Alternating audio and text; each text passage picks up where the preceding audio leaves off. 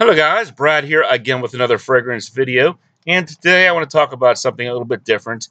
Um, I'm sure a lot of you guys are familiar with the website Basenotes, and I still enjoy going to Basenotes from time to time. Check out their male fragrance forum because there's a lot of interesting topics of discussion over there. And there's this one ongoing thread that I enjoy checking out from time to time whenever there's a new post. It's called "Who Are Your Favorite Fragrance Reviewers on YouTube?" And this was a thread that started on January of 2015. So I enjoy reading these threads because there is, every now and then a mention of my name, and it's always good to hear somebody give me a mention, throw me a bone. But recently, somebody left this comment on the thread. It may not be soon, but the Jeremy bubble is gonna burst. So I thought that was an interesting thing to think about and to discuss today. Um, what about Jeremy Fragrance in 5 years from now, 10 years from now? Will he still be a big time fragrance reviewer on YouTube, or will his time come and go and somebody else will take his place and hardly anybody will even know who Jeremy Fragrance is?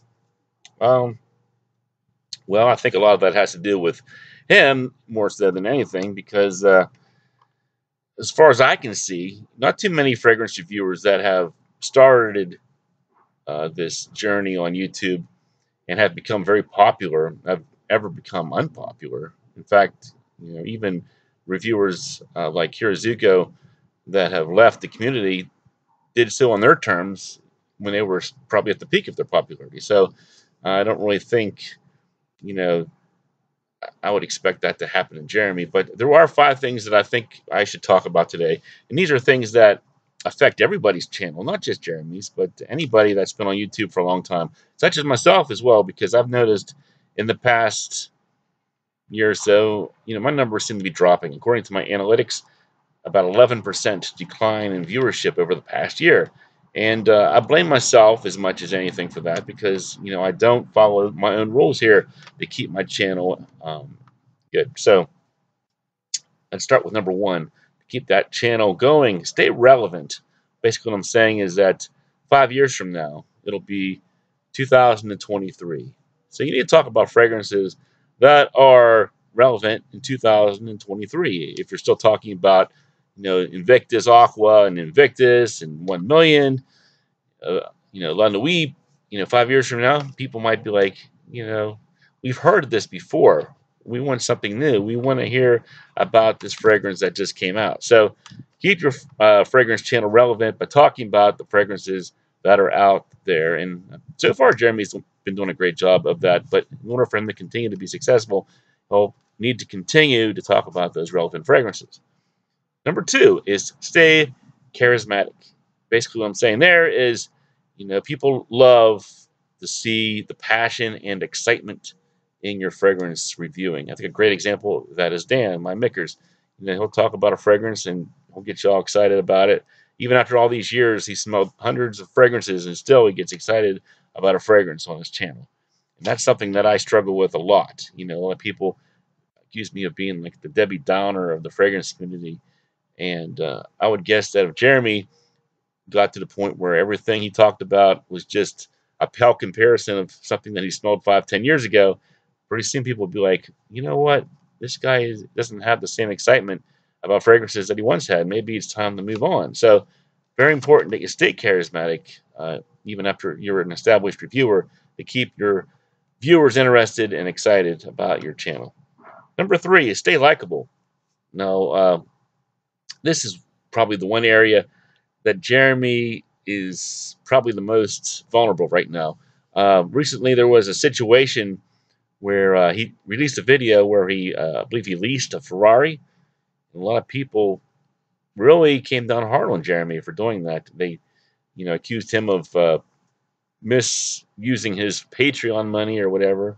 I mean, the way I see it, Jeremy probably makes enough money off of YouTube that he doesn't need Patreon money to drive a Ferrari. But when you ask people for money and then you spend it in a way that they don't think is appropriate, they can get upset with you, whether or not those feelings are justified or not. So Maybe there's a little bit of a, maybe his approval rating has dropped a notch or two because of that situation. But I think it's okay. But you know, can make sure your fan base is okay with stuff like that. So, very important to stay likable. If people don't like you, they won't watch you.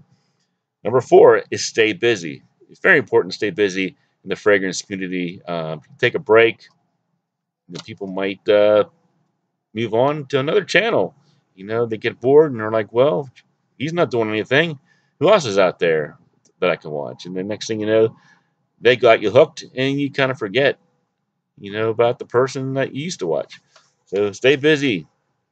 Don't take long breaks from the community. I mean, it's okay to take a little break. Sometimes I think you need to just take a break and refresh yourself a little bit, get your excitement back.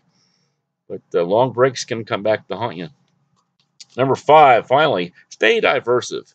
Now, the reason I say stay diversive is because, my opinion, I'm sure a lot of people would agree with me, fragrance is just one tiny bit of the puzzle when it comes to having the total package in terms of, well, impressing the ladies, which is what Jeremy pretty much stands for.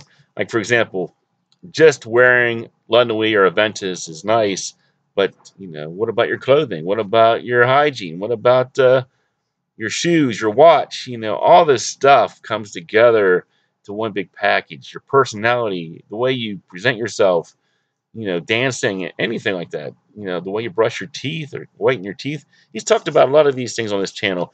Makes him one of the more diverse of channels on YouTube, and I can't help but think that that's one of the reasons why people like his channel, because he doesn't just talk about fragrances. I think if all you talk about is fragrances, it can make you seem a little bit one-dimensional, and that can hurt your growth on YouTube as well. So that's pretty much my thoughts on the subject right now. I think Jeremy's doing a great job. His channel seems to be growing. I don't see any concerns in the near future of the bubble bursting, but you know, 5, 10 years from now, who knows? Only Jeremy can answer that question. And I wish him the best. I hope he gets those 1 million subs that he's working hard to get.